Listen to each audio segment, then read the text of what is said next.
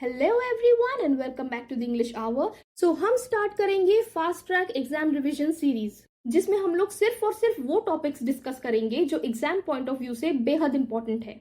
ये आपकी last moment exam preparation के लिए बहुत हेल्पफुल रहेगा और इसके फुल लेंथ लेक्चर्स भी चैनल पे अवेलेबल है, अगर आप चाहे तो वो भी चेक कर सकते हैं। आज हम डिस्कस करेंगे एमिली ब्रॉन्टे का क्लासिक नॉवेल जिसका नाम है वदरिंग हाइट्स। ये एक गॉथिक रोमांस है, लेकिन साथ ही रिवेंज, पैशन और डिस्ट्रक्शन की भी कहानी है, और एग्जाम के लिए इसका समरी और थीम्स बहुत इंपॉर्टेंट है। तो चलो स्टार्ट करते हैं। वदरिंग हाइट्स 1847 में पब्लिश हुआ था और ये एमिली ब्रॉन्टे का एकमात्र नॉवेल है, द ओनली नॉवेल। इसमें गॉथिक सेटिंग, इंटेंस रोमांस और रिवेंज सब कुछ है। इसे रोमांटिसिज्म और विक्टोरियन नॉवेल का ब्लेंड भी कहा जाता है। नॉवेल का सेटिंग है यॉर्कशायर मूर्स।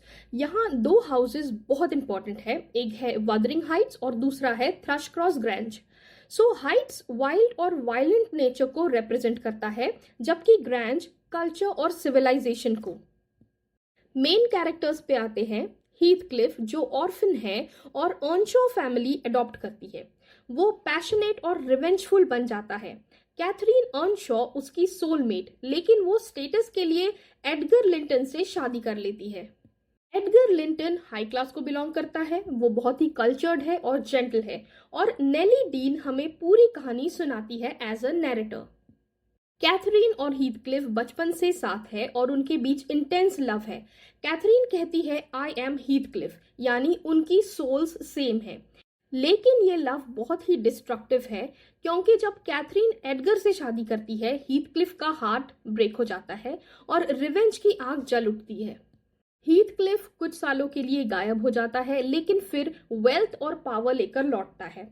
उसका जो मेन पर्पस है वो है दोनों फैमिलीज को डिस्ट्रॉय करना, अर्नशॉ और लिंटन्स। हीथक्लिफ धीरे धीरे दोनों हाउसेस पर कंट्रोल कर लेता है और सबको सफा कराता है।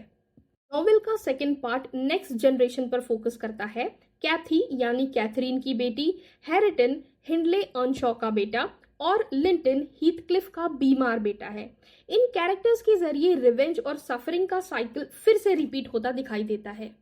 एंडिंग में हीथक्लिफ इतना ऑब्सेस्ड हो जाता है कैथरीन की याद से कि वो प्रैक्टिकली घोस्ट्स को देखता है। फाइनली उसकी डेथ हो जाती है और उसकी आत्मा कैथरीन के साथ मिल जाती है। दूसरी तरफ कैथी और हैरिटन का प्यार नए होप और रिकंसिलिएशन को सिंबलाइज करता है।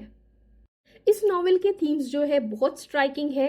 पहला है पैशन जो डिस्ट्रक्टिव बन जाता है, दूसरा थीम है रिवेंज और सफरिंग, ये एक एंडलेस साइकिल है, ठीक है।